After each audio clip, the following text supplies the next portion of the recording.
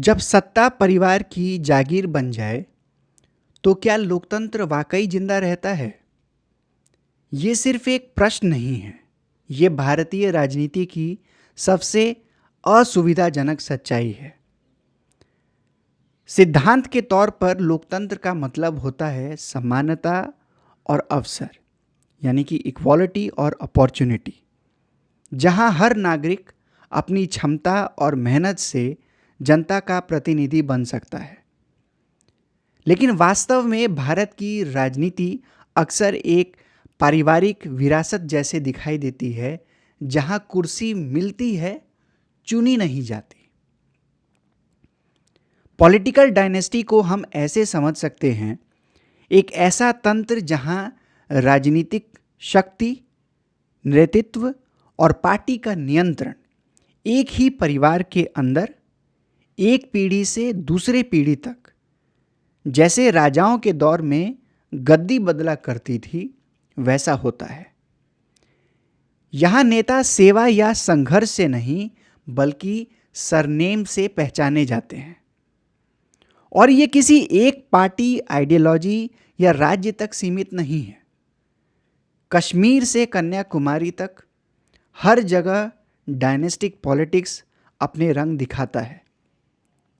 दिल्ली में नेहरू गांधी परिवार, उत्तर प्रदेश और बिहार में यादव परिवार, तमिलनाडु में करुणानिधि परिवार, कश्मीर में अब्दुल्ला परिवार, महाराष्ट्र में ठाकरे परिवार, सब एक ही पैटर्न दिखाते हैं, शक्ति जो खून के रिश्तों से गुजरकर आगे बढ़ती है। लेकिन बिहार का केस सबसे दिलचस्प है। यहां डायनेस्टी सिर्फ शक्ति नहीं बनाता, पहचान बनाती है। यहां ये जाति, इतिहास और जनवादी भावनाओं से मिलकर एक ऐसा सामाजिक राजनीतिक संगम बनाती है जहां परिवार और राजनीति एक हो जाते हैं। यादव और पासवान जैसे परिवारों ने दिखाया है कि कैसे लोकतांत्रिक संस्थाएं धीरे धीरे पारिवारिक व्यवसाय में बदल गई, जहां पार्टी, टिकट और नेतृत्व सब कुछ रिश्तेदारी के दायरे में सिमट गए। आज ये विषय और भी महत्वपूर्ण हो गया है। देश की आबादी जवान हो रही है, लेकिन राजनीति की विरासत पुरानी और संकुचित। जो युवा बिना पारिवारिक बैकग्राउंड के आते हैं, उनके लिए जगह बहुत मुश्किल से बनती है, और जिन्हें विरासत में शक्ति मिलती है, उनके पास अक्सर जनता और जमीन से जुड़े अनुभव नहीं होते। नतीजा, एक जवान देश लेकिन विरासती नेताओं के हाथ में। लोकतंत्र का असली मूल भागीदारी, प्रतियोगिता और जवाबदेही धीरे धीरे लीनिएज, लॉयल्टी और लीगेसी में बदल जाता है। इसलिए ये सवाल उठाना जरूरी है, खासकर बिहार जैसे राज्य में जहां डायनेस्टी और डेमोक्रेसी साथ साथ चले हैं। क्या भारत का लोकतंत्र अब भी जनता का है या फिर परिवारों का बन गया है? नमस्कार, मैं हूं अनीश कुमार सिंह और आप सभी देख रहे हैं इंडिया न्यूज़ लाइव। आज हम बात करने वाले हैं एक ऐसे मुद्दे पर जो हर भारतीय को सोचने पर मजबूर करता है, कैसे डायनेस्टिक पॉलिटिक्स यानी पॉलिटिकल फैमिलीज हमारे डेमोक्रेसी को अफेक्ट कर रहे हैं। ये समझने के लिए कि डायनेस्टीज किस तरह से भारत के लोकतंत्र में इतनी गहरी जड़ें जमा गए हैं, हमें आज़ादी के तुरंत बाद के सालों में लौटना होगा। जब भारत एक गणतंत्र बना, तब राजनीतिक वर्ग ज़्यादातर आज़ादी के संघर्ष से उभरकर आए थे। ऐसे नेता जिन्होंने अपने त्याग और संघर्ष से अपना अधिकार और विश्वास कमाया। उस दौर में राजनीति का अर्थ था सेवा और राष्ट्र निर्माण। लेकिन समय के साथ ये व्यवस्था बदलने लगी। कांग्रेस पार्टी, जो भारत की राजनीति पर छाई हुई थी, धीरे धीरे एक व्यक्ति केंद्रित संस्था बन गई। जवाहरलाल नेहरू के निधन के बाद इंदिरा गांधी के उदय ने डायनेस्टिक सेंट्रलाइजेशन की शुरुआत की। शक्ति एक परिवार के हाथ में केंद्रित होने लगी। पार्टी के अंदर लोकतंत्र कमजोर पड़ गया और परिवार के प्रति वफादारी, आइडियोलॉजी और योग्यता से ज़्यादा मायने रखने लगी। जल्द ही अन्य क्षेत्रीय पार्टियों ने भी ये मॉडल अपना लिया। देश भर में नेता अपने बच्चों और रिश्तेदारों को अपने उत्तराधिकारी के रूप में तैयार करने लगे, जिसे हम फ्यूडल वर्जन ऑफ डेमोक्रेसी कह सकते हैं। जातीय वफादारी, स्थानीय आशीर्वाद और नाम की पहचान ने इस सिस्टम को और मजबूत किया और मजबूत बनाया। एक मशहूर सरनेम एक राजनीतिक संपत्ति बन गया, जो वोटरों के बीच पहचान, विश्वास और संवेदना की गारंटी बन गया, चाहे व्यक्ति का अनुभव या प्रदर्शन कुछ भी हो। ये प्रवृत्ति 1970 और 1980 में और गहरी हो गई, जब क्षेत्रीय पार्टी अपनी शक्तियों को बढ़ा रही थी। तमिलनाडु में करुणानिधि परिवार ने डीएमके को पारिवारिक संस्था बना दिया। महाराष्ट्र में ठाकरे परिवार ने शिवसेना को व्यक्तिगत कैरिज्मा पर खड़ा किया और उत्तर भारत में, खासकर बिहार और उत्तर प्रदेश में 1990 के मंडल युग ने नए डायनेस्टीज पैदा किए, जो सामाजिक न्याय के नाम पर उभरे, लेकिन धीरे धीरे पारिवारिक साम्राज्यों में बदल गए। बिहार में ये परिवर्तन सबसे स्पष्ट था लालू प्रसाद यादव के उदय के साथ। उन्होंने अपने आप को पिछड़े वर्गों के आवाज के रूप में स्थापित किया, लेकिन सत्ता संग्रह के बाद उनकी पार्टी राष्ट्रीय जनता दल के नेतृत्व उनके परिवार में सिमट गया। उनकी पत्नी राबड़ी देवी मुख्यमंत्री बनी और बाद में उनके बेटे तेजस्वी यादव ने राजनीतिक विरासत संभाली। जो आंदोलन सामाजिक न्याय के लिए शुरू हुआ था, धीरे धीरे एक पारिवारिक विरासत में बदल गया, बिल्कुल वैसे ही जैसे राष्ट्रीय स्तर पर हो रहा था। ये सब क्यों हुआ? क्योंकि भारत की राजनीति में नेतृत्व के नए विकल्पों के लिए संस्थागत व्यवस्था की कमी थी, यानी कि इंस्टीट्यूशनल मैकेनिज्म्स लैक करते थे। पार्टी के अंदर स्पष्ट और ईमानदारी से चुनाव नहीं होते थे और अंतर विरोध को दबा दिया जाता था। वोटर भी अक्सर परिचित नामों पर विश्वास करते थे, उन्हें अपनी जाति, क्षेत्र या समुदाय के पहचान के रूप में देखते थे।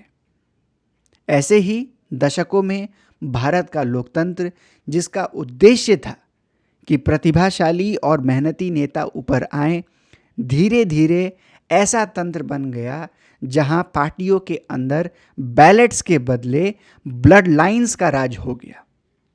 और बिहार इस परिवर्तन का सबसे प्रमुख प्रदर्शन बन गया। अगर भारत एक डायनेस्टिक डेमोक्रेसी है, तो बिहार उसके सबसे प्रकट प्रयोगशाला में से एक है। यहाँ पारिवारिक राज की कहानी सिर्फ विरासत की नहीं, ये बताता है कैसे जाति, शक्ति और भावना मिलकर ऐसे राजनीतिक विरासत बनाते हैं जो पीढ़ियों तक जीवित रहते हैं। बिहार की आधुनिक राजनीति यात्रा दो बड़े फोर्सेस से प्रभावित हुई। 1980 के अंतिम दशक में कांग्रेस प्रणाली के पतन से और जाति आधारित और लोकप्रियता पर टिकी क्षेत्रीय पार्टियों के उदय से। इस परिवर्तन के केंद्र में थे लालू प्रसाद यादव, पिछड़े वर्गों के नेता जिन्होंने गरीबों की भाषा बोली और सामाजिक न्याय को एक राजनीतिक क्रांति में बदला। लेकिन समय के साथ वो क्रांति भी पारिवारिक मोड़ ले गई।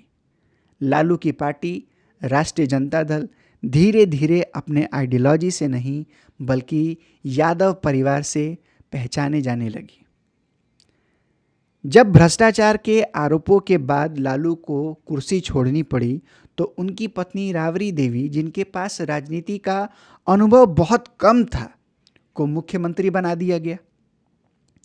ये वो पहला पल था जब बिहार के सत्ता संरचना में लोकतांत्रिक प्रक्रिया के स्थान पर पारिवारिक राजनीति ने जगह ले लिया।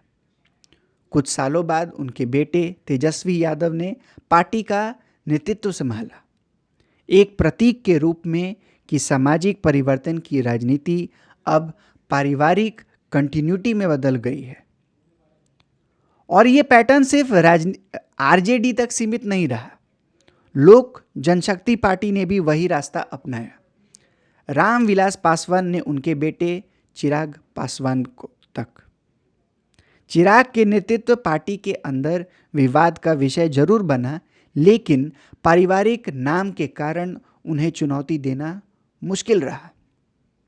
हर पार्टी में इस परिवार केंद्रित राजनीति ने बिहार के राजनीतिक संस्कार को गहरी तरह से प्रभावित किया। पार्टी टिकट्स अक्सर परिवार के अंदर बांटे जाते हैं। नेतृत्व विरासत में मिलते हैं, प्रतियोगिता से नहीं, और परिवार के प्रति वफादारी क्षमता या अनुभव से ज़्यादा मायने रखती है। नीतीश कुमार जैसे नेता जो किसी राजनीतिक डायनेस्टी से नहीं आते, उन्हें भी इस माहौल में अपनी जगह बनाना पड़ता है। उन नेताओं के बीच जिनके पास लीनिएज पर आधारित तैयार वोटर बेस होते हैं। इसका परिणाम जमीन पर साफ दिखाई देता है। बिहार में राजनीतिक नवीकरण धीमा पड़ गया है। जिनके पास मशहूर सरनेम नहीं है, उन युवाओं के लिए पार्टी के अंदर बढ़ना कठिन है। जो जमीनी कार्यकर्ता रैली संगठित करते हैं, वोटर नेटवर्क्स बनाते हैं और आंदोलन चलाते हैं, उनके लिए ऊपर उठने का मौका बहुत कम है। जहां राज्य की 60% आबादी 35 साल से कम उम्र की है, वहां राजनीतिक नेतृत्व कुछ चुनिंदा परिवारों के बीच घूमता रहता है। साथ ही बिहार में डायनेस्टिक पॉलिटिक्स गहरी तरह से जाति के पहचान से जुड़ा हुआ है। वोटर्स अक्सर किसी नेता के परिवार को अपने सामाजिक वर्ग के प्रतिनिधि के रूप में देखते हैं। जैसे यादव लोगों के लिए लालू के बाद तेजस्वी में कंटिन्यूटी दिखाई देता है, वैसे ही पासवान समुदाय के लिए रामविलास के बाद चिराग उसी विरासत के प्रतीक हैं। ये भावनात्मक जोड़ डायनेस्टिक पॉलिटिक्स को एक प्रकार के लोकतांत्रिक स्वीकृति दे देता है, भले ही पार्टी के अंदर लोकतंत्र कमजोर हो या ना हो। इस तरह बिहार की कहानी सिर्फ परिवारों के द्वारा सत्ता पकड़ने की नहीं है, बल्कि ये दिखाता है कि कैसे सामाजिक वफादारी, ऐतिहासिक अन्याय और वोटरों की मानसिकता ने उस पकड़ को मजबूत बनाए रखा है। कई मायनों में बिहार भारत के लोकतंत्र का सबसे बड़ा पैराडॉक्स दिखाता है। वोटर बदलाव चाहते हैं, लेकिन चुनते हैं कंटिन्यूटी को, निरंतरता को। वो परफॉर्मेंस चाहते हैं, लेकिन इनाम देते हैं विरासत को। और जब तक ये चक्रव्यूह नहीं टूटेगा, बिहार और पूरा भारत ऐसे ही एक लोकतंत्र के रूप में बना रहेगा, जहां ग्रोथ की नहीं, परिवारों की प्रतियोगिता होती है।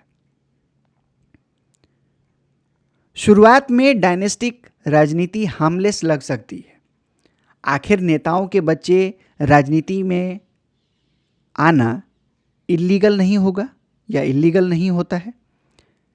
लेकिन असली खतरा सिर्फ पारिवारिक विरासत में नहीं, बल्कि इस बात में है कि ये लोकतांत्रिक व्यवस्था को अंदर से खोखला कर देता है। जैसे ये एक खतरनाक संदेश देता है, आपको लोगों की सेवा करने की जरूरत नहीं, बस सही सरनेम चाहिए। उससे भी ज्यादा ये खतरा है मानसिक तौर पर। जब राजनीतिक नेताओं के बच्चे पावर को विरासत के रूप में देखते हैं, तो लोक जीवन यानी कि आम जीवन का नैतिक दृष्टिकोण बिगड़ना शुरू हो जाता है। राजनीति एक करियर बन जाता है जो सिर्फ संबंधित लोगों के लिए रिजर्व्ड है, ना कि योग्य और काबिल लोगों के लिए। फिर यह भावना नीचे तक फैल जाती है, ब्यूरोक्रेसी, बिजनेस, सिविल सोसाइटी तक, जहां कनेक्शन का महत्व कॉम्पिटेंस से ज़्यादा हो जाता है। और अंत में डायनेस्टिक राजनीति सिर्फ पार्टीज या सरकार को कमज़ोर नहीं करते, ये लोकतंत्र के मूल को ही कमज़ोर कर देते हैं। नागरिक स्पेक्टेटर बन जाते हैं, नेतृत्व विरासत बन जाता है, चुनाव एक रिचुअल बन जाता है कंटिन्यूटी का।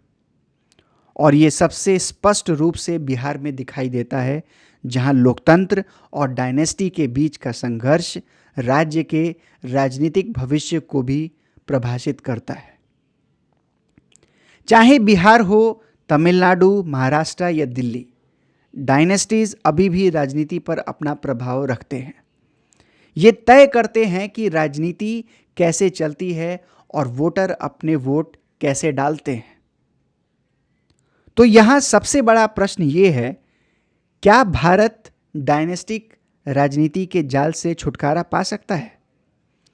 क्या हम एक ऐसे भविष्य की ओर बढ़ रहे हैं जहां राजनीति हमेशा पारिवारिक नाम के आसपास घूमेगी और कभी नए विचारों के लिए जगह नहीं मिल पाएगा? डायनेस्टिक राजनीति का चक्रव्यूह को तोड़ना एक रात का काम नहीं है।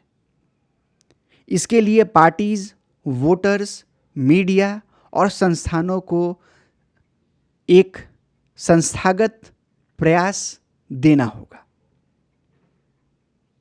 अब सवाल आप सभी के लिए है, अगर लोकतंत्र सबको एक मौका देने के लिए बना है, तो ये अक्सर विरासत जैसा क्यों लगता है?